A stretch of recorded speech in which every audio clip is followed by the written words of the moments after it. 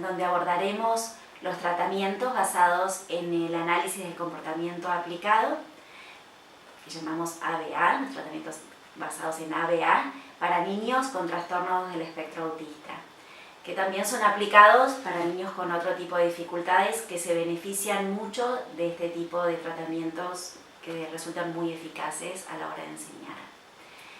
En primer término, partiremos, como el nombre indica y habrán leído en el texto inicial que les presentamos en el curso, que el análisis del comportamiento aplicado justamente se basa en lo que es una conducta. La unidad con la que tendremos que empezar es ¿qué es una conducta? En primer término, una conducta es algo, una acción observable, es algo que se describe, que una persona hace, que podemos describir mediante verbos, mediante acciones. Es algo observable, tanto para una persona externa o observable para la persona que lo ejecuta, y por lo tanto, al ser observable, puede ser medible. En esto una conducta tiene diferentes dimensiones, que puede ser la frecuencia con que ocurre esa conducta, tiene una duración, podemos ver cuánto tiempo la conducta dura, tiene una intensidad, hay diferentes conductas que podemos ver en qué graduación o que justamente en qué intensidad se resultan. Por ejemplo, una persona que levanta pesas, podemos decir, bueno, con qué fuerza lo está haciendo, o el volumen de la voz, podemos medirla en ese tipo de dimensiones. Todas las conductas tienen un impacto sobre el medio, un impacto directo sobre el medio físico o sobre las personas con las que interactúa la persona que ejecuta esa acción. Y uno de los conceptos importantes que tenemos que tener en cuenta es que la conducta no es azarosa. La conducta no ocurre porque sí. Todas las conductas están regidas por las leyes del comportamiento, por aquellas variables del entorno o propias, digamos, que hacen que esa conducta ocurra. Y bueno, y hoy nos vamos a orientar mucho en estas leyes que rigen las conductas, en los procedimientos que las pueden modificar, en donde vamos a ver con evidencia, digamos, cómo todo el comportamiento humano está regido por diferentes variables del ambiente que hacen que esa conducta ocurra o deje de ocurrir. Y va a ser justamente el foco, nuestra posibilidad, justamente mediante este análisis del comportamiento aplicado, de poder variar diferentes variables del ambiente para favorecer el aprendizaje de una persona, tanto para aumentar conductas o disminuir conductas disruptivas. Justamente lo que nos da la posibilidad de poder intervenir, de poder ayudar, justamente de cumplir el objetivo que tiene el análisis del comportamiento aplicado, que es basándonos en las variables conductuales, en los procedimientos conductuales, poder modificar el comportamiento de una persona para realizar cambios significativos e importantes en el comportamiento humano. Es la base de esta ciencia, ¿no?, del análisis del comportamiento aplicado. Teniendo en cuenta entonces este concepto de conducta, podemos analizar que hay conductas que son como respuestas incondicionadas al ambiente, ¿no? Cuando uno se quema, el sacar la mano es una conducta respondiente a un estímulo innato en el ser humano, que son estas conductas reflejas. Y por otra parte hay conductas que son conductas operantes.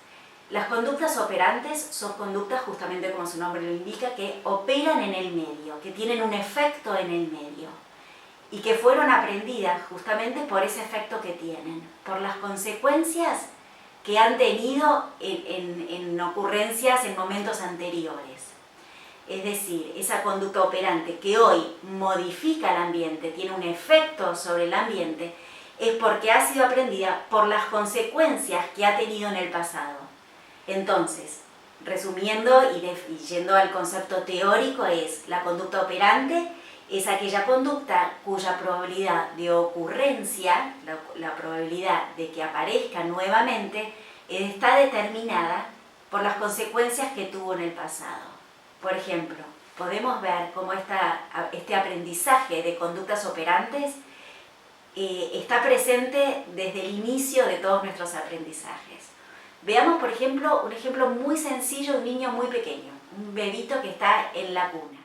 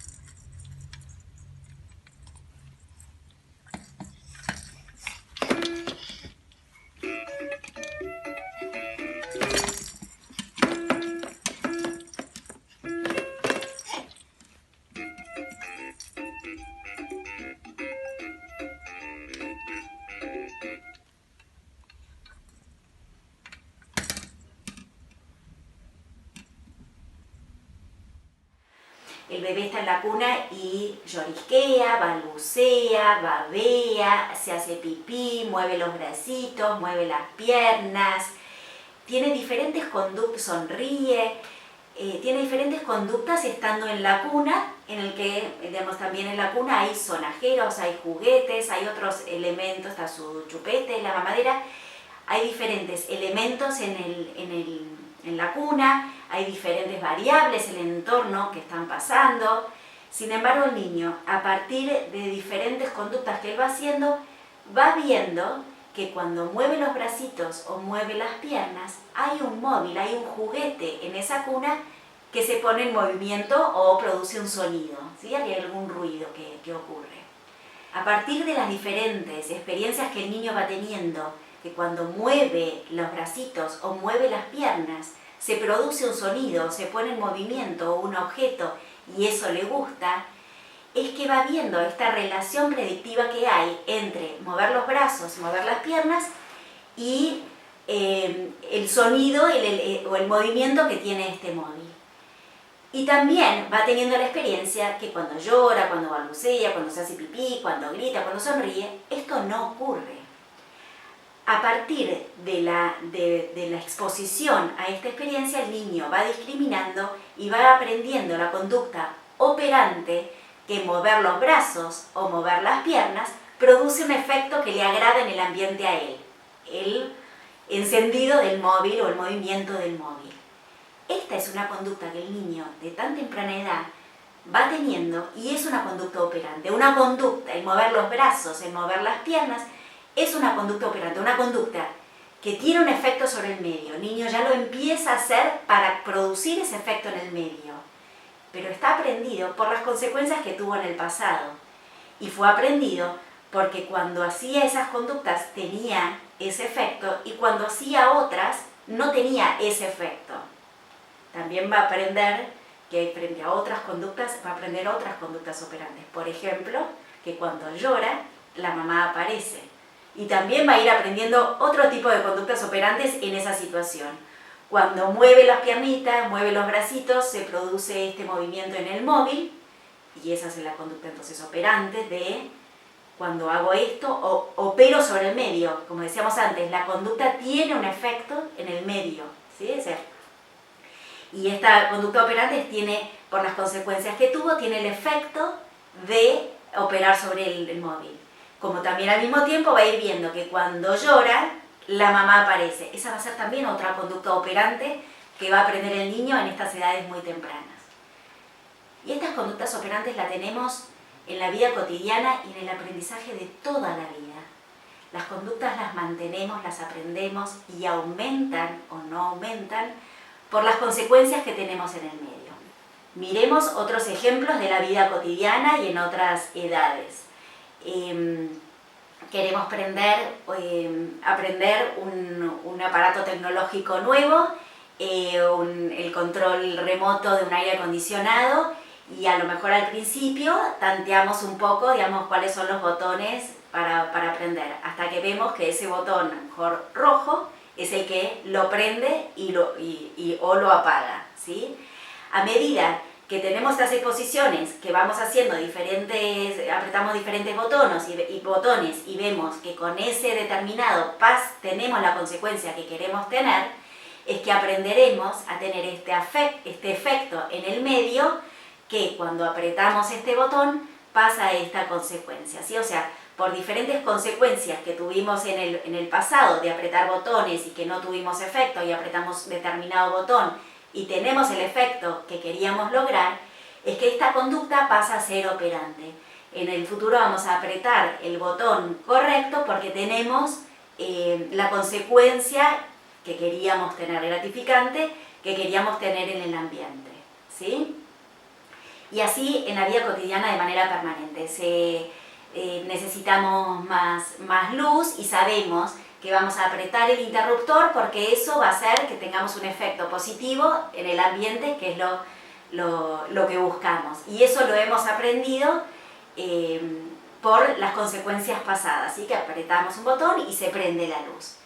Y así podemos analizar cómo la gran mayoría de todas las conductas que hemos aprendido, son conductas operantes, son conductas que las aprendimos y las realizamos por las consecuencias que tenemos en el medio. Y viendo que entonces las conductas operantes se aprenden por las consecuencias que han tenido en el pasado y que la posibilidad de que ocurra va a ser determinada por esas consecuencias que ha tenido en el pasado, es que aparece acá lo que fue la denominación en los principios del conductismo, la ley definida por Thorndike, que es la ley del efecto, que una conducta va a tender a aumentar en la medida que obtenga reforzadores, que obtenga consecuencias positivas, y una conducta va a tender a disminuir en la medida que no sea reforzada, que no obtenga estas consecuencias positivas.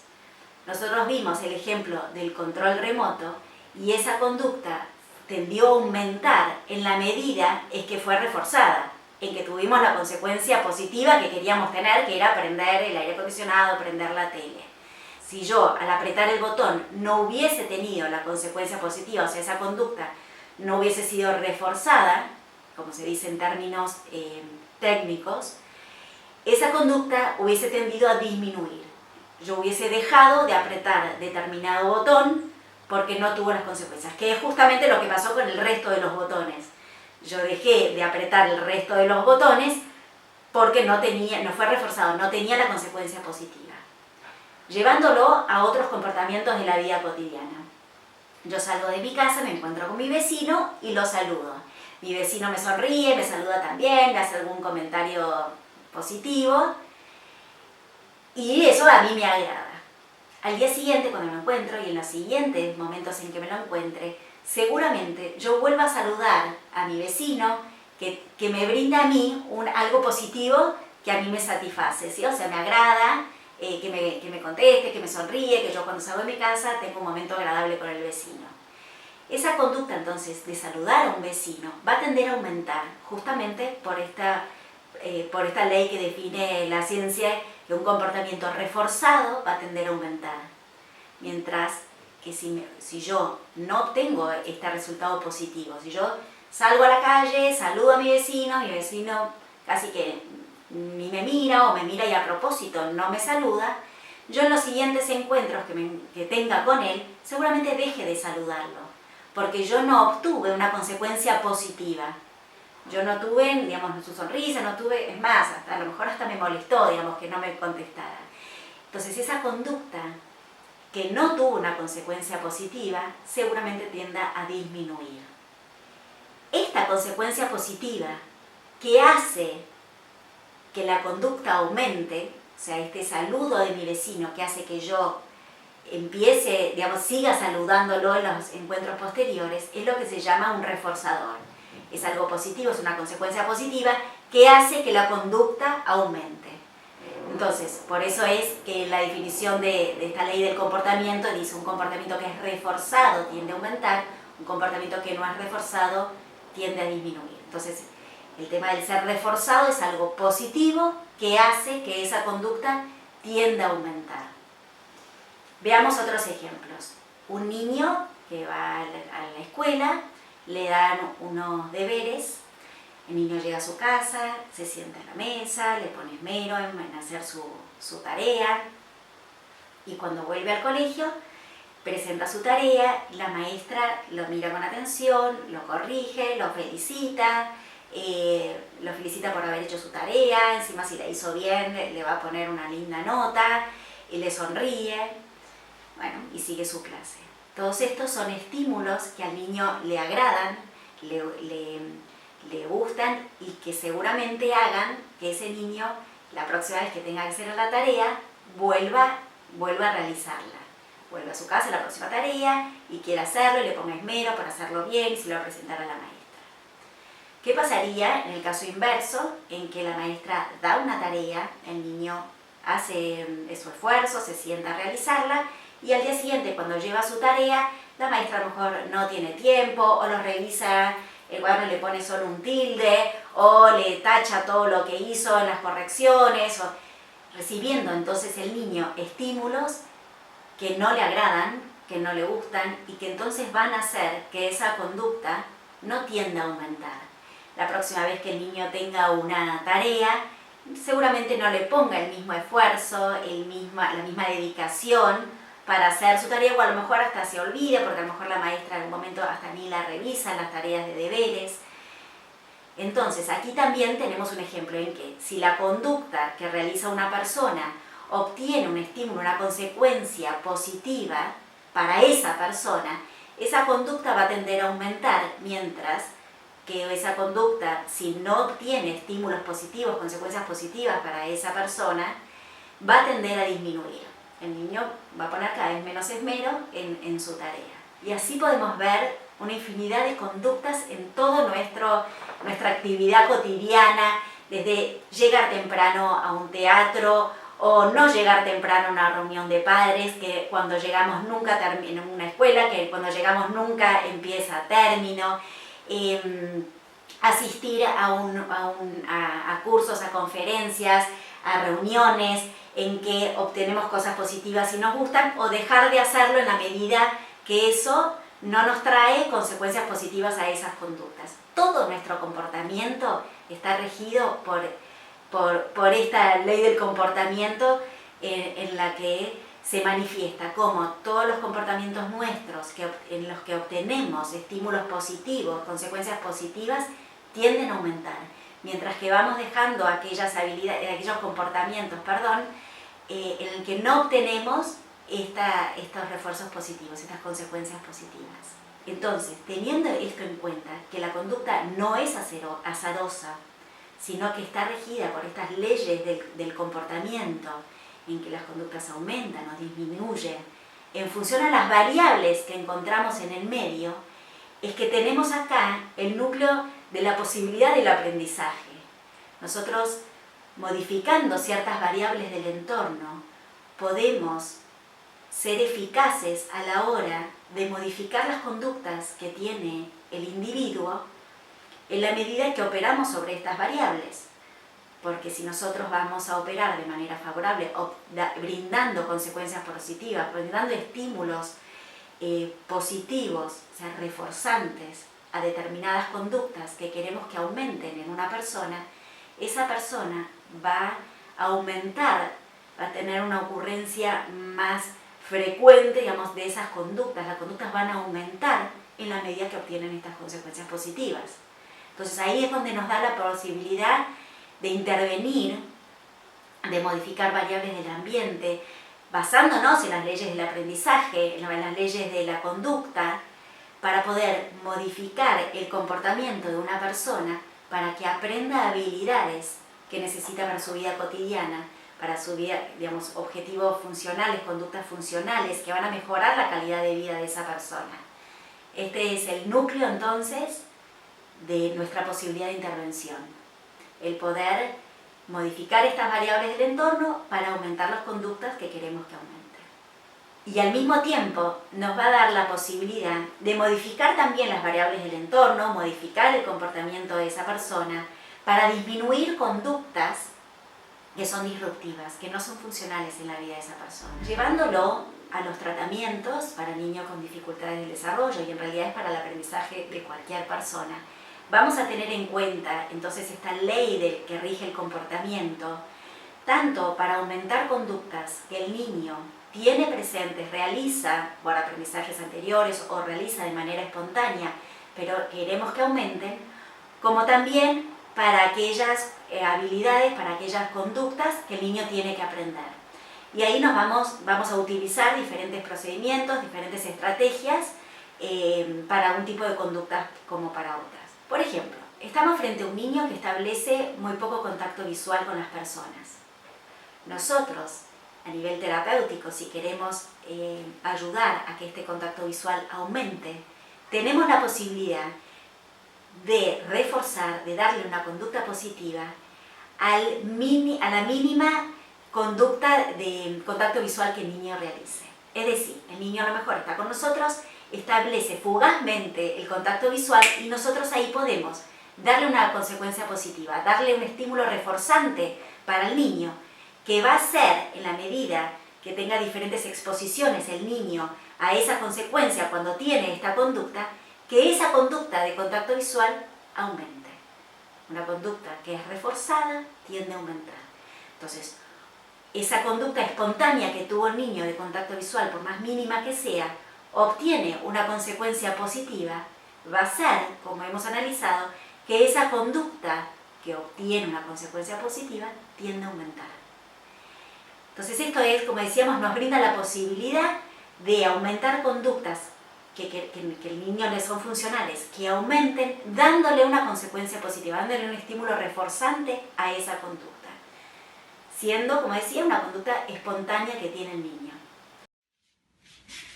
Pum, pum. Pum, pum. ¡Ay!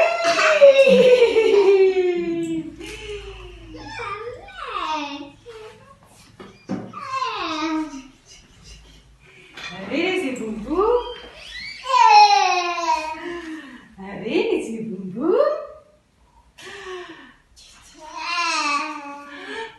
Pum pum. Pum pum. Chiqui, chiqui, chiqui, chiqui. Última vez.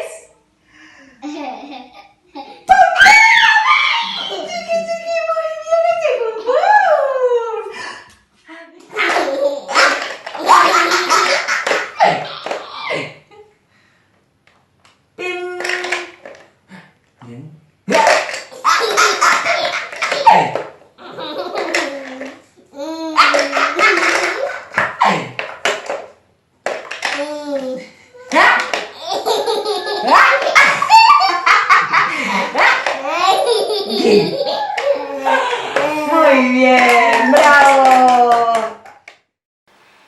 Entonces, todas conductas que el niño ya presenta, aunque sea en la mínima expresión que queremos que aumente, tenemos la posibilidad de operacionalizar, de hacer operante una conducta espontánea para que aumente, es decir, de darle una consecuencia positiva para que el niño haga la relación que cuando ocurre esta conducta obtiene esta consecuencia positiva, obtiene este reforzador, ¿sí? Entonces nos brinda la posibilidad de enseñarle por este medio.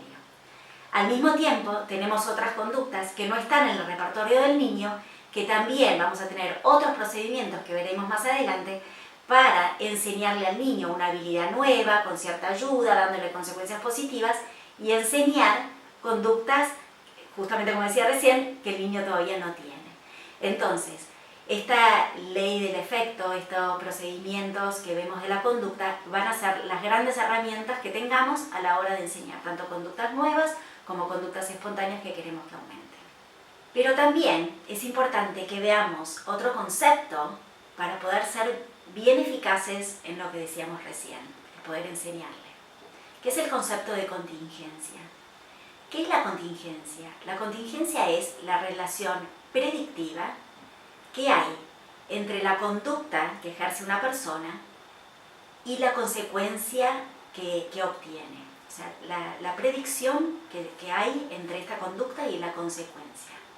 ¿Qué es esto de la relación predictiva entre la conducta y la consecuencia? Veámoslo con ejemplos y con los ejemplos que pusimos anteriormente. En primer caso teníamos al niño que estaba en la cuna y que cada vez que movía los bracitos y las piernas, el móvil se prendía. Acá había una relación predictiva muy clara entre mover los brazos y mover las piernas y el móvil.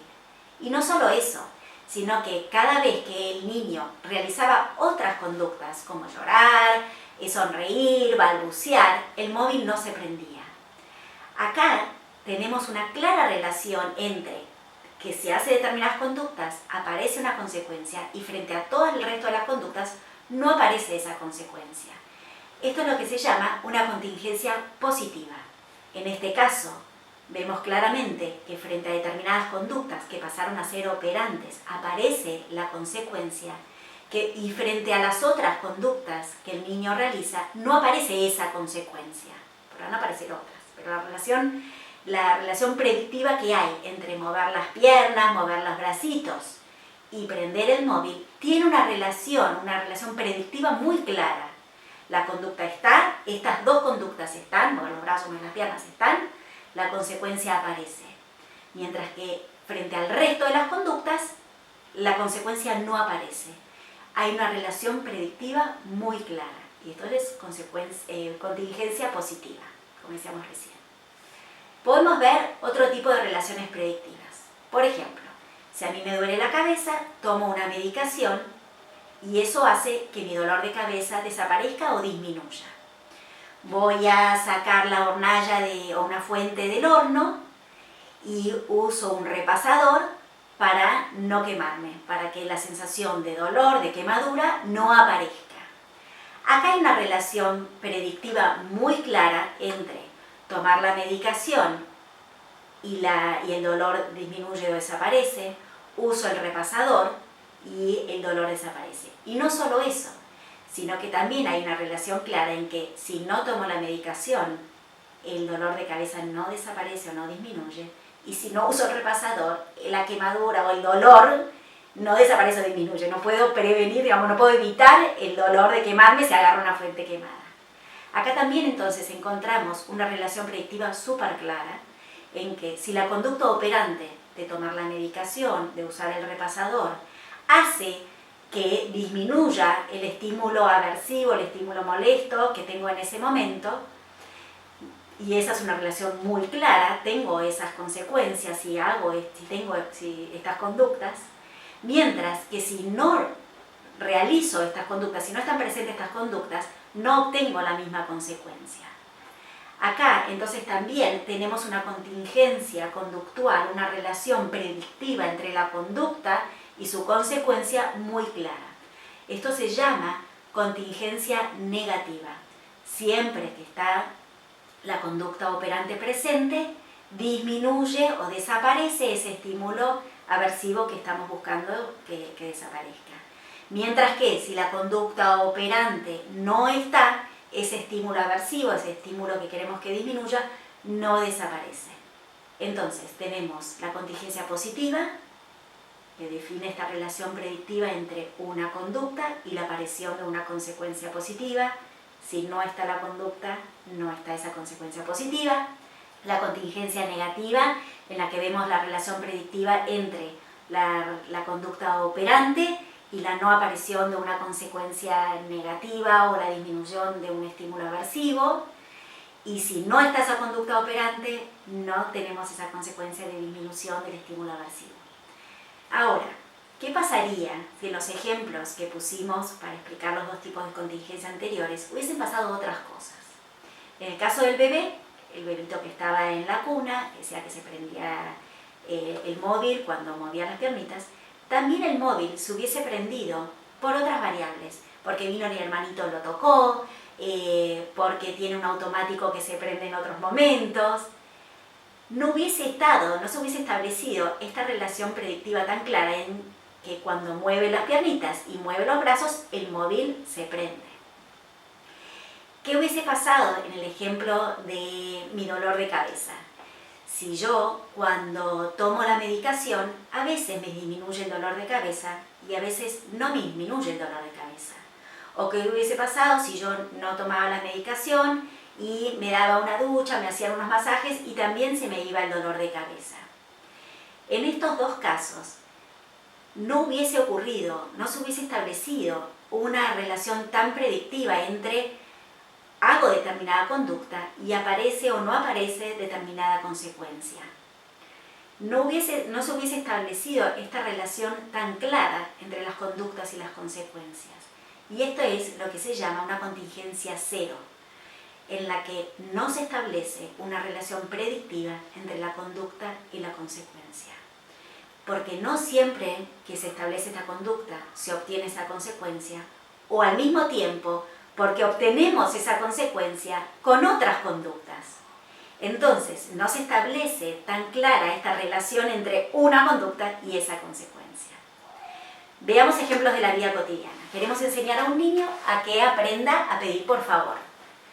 Entonces, la madre cuando le enseña por favor, el niño dice por favor y la madre le da el jugo o lo que quiere. Sin embargo, en otros momentos, el niño grita y la mamá también le da el jugo o lo que está pidiendo el niño.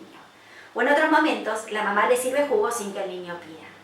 Es decir, acá no hay una contingencia ni positiva ni negativa, es una contingencia cero. No hay una relación predictiva entre pedir jugo, pedir por favor y que la madre le dé el jugo. El niño obtiene el jugo por otros medios también. No hay una relación predictiva entre pido por favor, pido jugo de manera apropiada y obtengo el jugo. El niño obtiene esa consecuencia teniendo él otras conductas o por otras conductas que ocurren en el medio. No hay, repito, una relación predictiva entre la conducta operante de pedir el jugo por favor y obtener el jugo. Entonces, ¿por qué nos resulta útil hacer este análisis de la contingencia positiva, la negativa, la contingencia cero? Porque a la hora de querer hacer muy eficaz nuestra enseñanza, tanto para niños con dificultades o sin dificultades, podemos analizar qué tipo de contingencias podemos establecer para que esa enseñanza sea lo más eficaz posible. Claramente, la contingencia positiva, la contingencia negativa, son las que van a hacer que al niño le resulte más fácil, o a la persona le resulte más fácil aprender que determinadas conductas obtienen una consecuencia positiva, que es lo que queremos que pase en el aprendizaje, que aumenten determinadas conductas. Es decir, si yo quiero que un niño aprenda a decir agua para pedir agua, voy a buscar que haya una contingencia positiva. El niño pide agua, ya sea que le enseñe a decir agua con ayuda, o sea, el niño pide agua verbalmente y le voy a dar el agua. Mientras que si el niño no pide agua, habiéndole enseñado y con ayuda a decir agua, no va a obtener agua. Entonces el niño va a establecer una contingencia positiva entre decir agua, obtengo agua. Pero si el niño no dice agua, no va a obtener el agua. Esto va a ser más eficaz nuestra enseñanza, porque vamos a establecer una relación predictiva entre la conducta de decir agua y obtener el agua, y que todo el resto de conductas que el niño tenga, golpear la heladera, aunque la mamá sepa que está pidiendo agua, llorar, agarrar el vaso, si el niño ya se le ha enseñado que puede decir agua, va a establecer la relación predictiva entre decir agua y obtener el agua, mientras que el resto de las conductas que establezca no van a hacer que obtenga esa consecuencia de obtener agua. Entonces, a la hora de enseñar, vamos a buscar establecer contingencias positivas y negativas para aumentar las conductas que queremos que el niño aumente.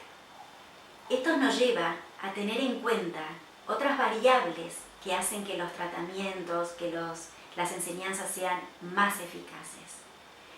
Es la importancia de establecer una contingencia, esta positiva y negativa que hablábamos, a lo largo de todos los momentos de aprendizaje que tiene ese niño. Si hablamos de la importancia de la contingencia positiva, esta contingencia positiva tiene que tener una claridad en los momentos en que nos sentamos específicamente a enseñarle al niño, tanto sea los profesionales, los padres, que le están enseñando en un momento específico, como también a lo largo de todas las otras oportunidades de aprendizaje que el niño tiene en su vida cotidiana. No solo lo que llamamos la hora de terapia, la hora de aprendizaje. El niño va a aprender a pedir agua y va a tener una contingencia positiva y va a ser más eficaz esa enseñanza si a lo largo de todos los momentos en que quiera agua mantenemos esta contingencia positiva entre decir agua y obtener agua.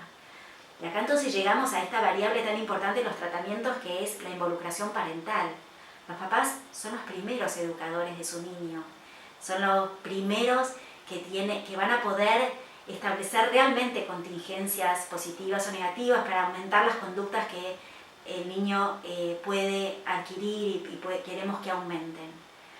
Porque son los que van a poder aprovechar todas las oportunidades de aprendizaje a lo largo de todo el día del niño y realmente mantener una contingencia en los aprendizajes, digamos, entre estas relaciones predictivas entre las conductas y las consecuencias a lo largo de todo el día. No podemos establecer una contingencia positiva solo porque el niño la mantenga 1, 2, 3, 4 horas al día. A lo largo de todo el día va a haber oportunidades y va a ser necesario mantener esta contingencia para que el niño, para ser más eficaz el aprendizaje de este niño, de que esta conducta me lleva a esta consecuencia y que todo el resto de las conductas no me llevan a esta consecuencia positiva que el niño está teniendo. Y así como decíamos lo del agua, en cualquier conducta que queramos que el niño adquiera, que aumente esa conducta o que disminuyan otras conductas. Si el niño tiene muchas dificultades para prestar atención o tiene muchas autoestimulaciones, también esta contingencia entre su comportamiento y las consecuencias positivas también va a ser importante a lo largo de todo el día. Entonces acá se hace evidente esta variable de la involucración parental y la intensidad de los tratamientos, la intensidad de la carga horaria en el que se practica y se le enseña al niño las conductas a aumentar o las conductas a disminuir.